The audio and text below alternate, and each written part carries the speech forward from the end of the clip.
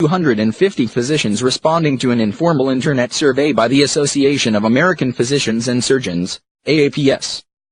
About 20% said concerns were likely overblown, but should be addressed as by full release of medical records. Only 2.7% responded that they were just a political attack. I have confidence in the letter from her physician and see no cause for concern. Former First Lady Hillary Clinton is the current darling of the liberal media and the frontrunner for Democratic nomination for the 2016 presidential election. However, a new video could destroy her political career, giving her a term in a jail cell rather than the Oval Office. From the Whitewater scandal to Benghazi to Emailgate, Hillary's time in national politics has been spent in constant scandal. The media refuses to discuss the dirty deeds of their favorite candidate, while she has escaped legal consequences due to a large legal team and constant intimidation of anyone who speaks out.